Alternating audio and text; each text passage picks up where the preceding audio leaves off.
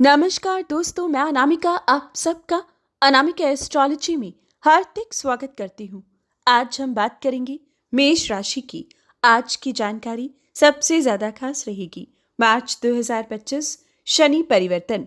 मेष राशि आने वाले 2.5 साल की संपूर्ण जानकारी दूंगी। मीन राशि में शनि के प्रभाव की जानकारी दूंगी और वो भी आसान शब्दों में, जिससे आने वाले 2.5 साल संकट कम और लाभ मिलने लगेगा। परेशानियों का अंत होगा। जो भय आपके मन में चल रहा है वो समाप्त हो जाएगा और कौन से सटीक उपाय इस दौरान करने हैं वो भी आपको जरूर बताऊंगी। दोस्तों, आगे बढ़ने से पहले निवेदन है, वीडियो को लाइक करें। कुंडली विश्लेषण के लिए वीडियो की स्टार्टिंग में दिए गए व्हाट्सएप नंबर पर टेक्स्ट कर अपॉइंटमेंट फिक्स करें। प्रॉब्लम्स को झेलिए नहीं, उसका सरल और सटीक समाधान कुंडली अनुसार जाने। आइए बात करते हैं शनि के महापरिवर्तन की। हर 2.5 साल बाद शनि अपनी राशि बदलते हैं। आखिरी बार 17 जनवरी 2023 शनि महाराज ने अपनी राशि बदली थी और कुंभ राशि में आए थे। अब 2.5 साल समाप्त हुए और 2.5 साल बाद 29 मार्च 2025 को शनि दोबारा से अपनी राशि बदलेंगे और अब कुंभ से मीन राशि में प्रवेश करेंगे। मीन राशि में शनि का आना आने वाले 2.5 साल का प्रभाव प्रत्येक राशि पर अलग अलग तरीके से डालेगा। आपकी राशि पर इसका क्या प्रभाव होगा, आज हम वही जानेंगे। दोस्तों, शनि एक ऐसे ग्रह है जिससे प्रत्येक व्यक्ति डरता है। जी हाँ दोस्तों, शनि लाभकारी हैं, शनि कर्मशील हैं और शनि ही कर्मदाता है। लेकिन उसके बावजूद भी हर इंसान कर्म से डरता है तो शनि से भी डरता है। हर इंसान को बैठे बिठाए सब चाहिए, लेकिन आज इस वीडियो को आपने ध्यानपूर्वक सुन लिया तो कर्म भी करेंगे, कर्म का लाभ भी पाएंगे और शनि की ना तो 7.5 से डर लगेगा और ना ही ढैया से। तो आइए जानते हैं शनि अब क्या करेंगे। दोस्तों, 29 मार्च को रात्रि 9:43 पर शनि का राशि परिवर्तन होगा और शनि का परिवर्तन 5 राशियों के लिए सबसे ज्यादा परेशानी ला सकता है। लेकिन अगर आपने सही तरीके से इन 2.5 सालों को प्लान कर लिया तो ना तो 7.5 से डर लगेगा और ना ही ढैया से। असल में ये 7.5 और ढैया है क्या? दोस्तों, जब शनि गोचर करते हैं तो शनि की स्थिति आपकी चंद्र राशि के हिसाब से देखी जाती है। अगर आपकी चंद्र कुंडली के हिसाब से, चंद्र राशि के हिसाब से शनि पहले, दूसरे या 12वें भाव में हो तो 7.5 लगती है। यानी कि 7.5 साल का ये समय रहता है जब शनि पहले 12वें भाव में आता है और फिर 2.5 साल बाद पहले भाव में और फिर 2.5 साल के लिए दूसरे भाव में। और ये 7.5 का प्रभाव उस पर्टिकुलर राशि के काम करने की गति को कम कर देता है, लाभ को कम करता है, शारीरिक कष्ट देता है।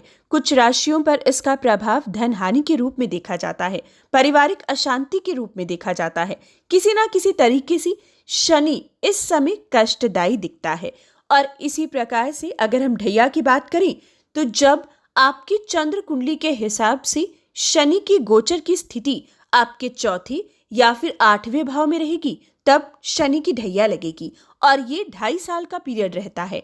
2.5 साल का ये समय इसी प्रकार से राशियों को कष्ट दे सकता है। हालांकि इसका पूरा क्लियर निवारण भी है और अगर किया तो इन परेशानियों से आप निकल सकते हैं, आप बच सकते हैं। अगर 7.5 और ढैया के प्रभाव की बात की जाए तो सभी 12 राशियों पर इसका प्रभाव अलग अलग से देखा जाता है। जैसे कि मेष राशि वालों पर दूसरा चरण 7.5 का ज्यादा खराब देखा गया है। वृषभ राशि वालों पर पहले चरण का प्रभाव अधिक खराब रहता है। मिथुन राशि को 7.5 के आखिरी 2.5 साल परेशान करते हैं।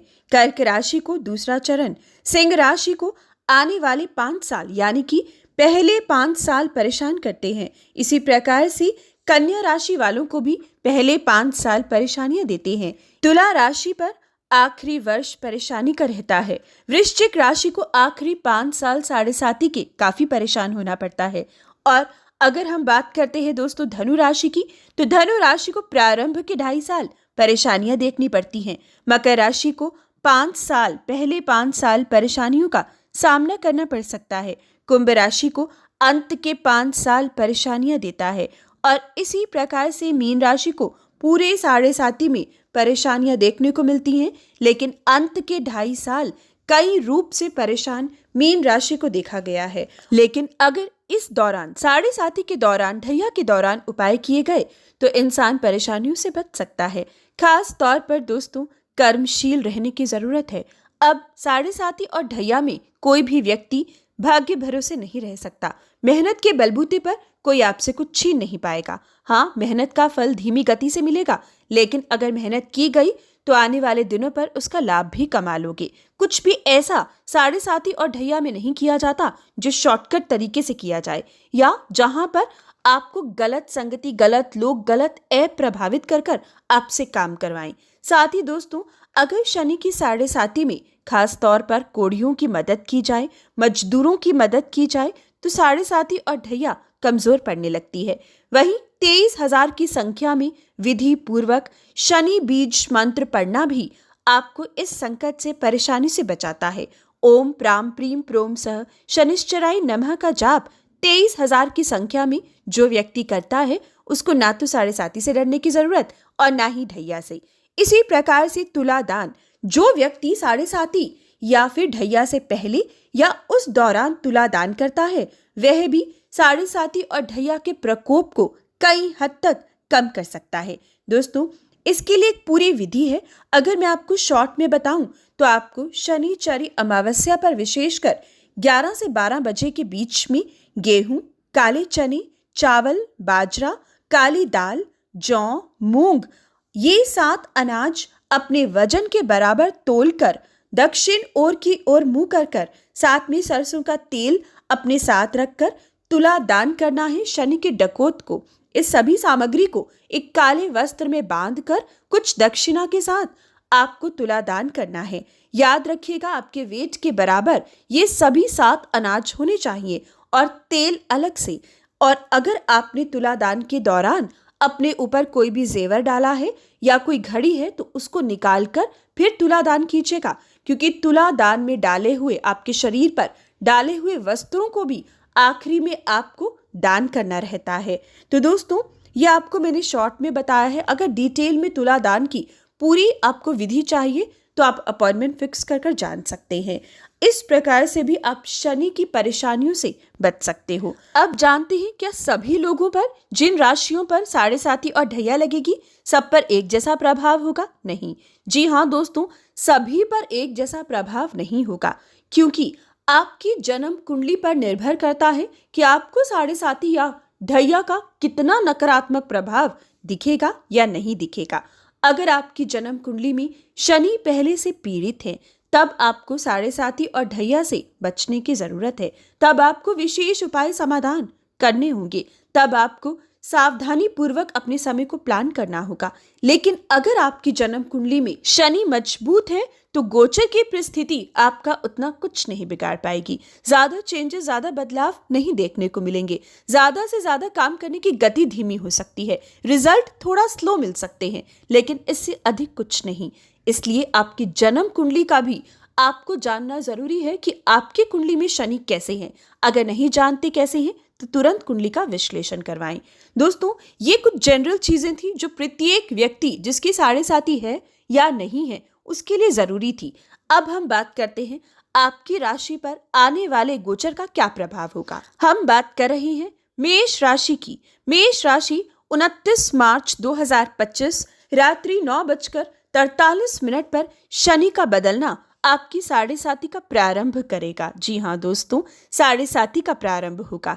30 साल बाद अब साढ़े साथी दोबारा से आएगी। आसान शब्दों में कहूं तो दोस्तों, पिछले 30 साल अगर आपकी उम्र 30 साल से ज्यादा है तो डेफिनेटली आप पिछले 30 साल मुड़कर सोच सकते हैं कि जब पहली साढ़े साथी आई थी तो आपके जीवन में क्या कुछ मुश्किलें आई थी।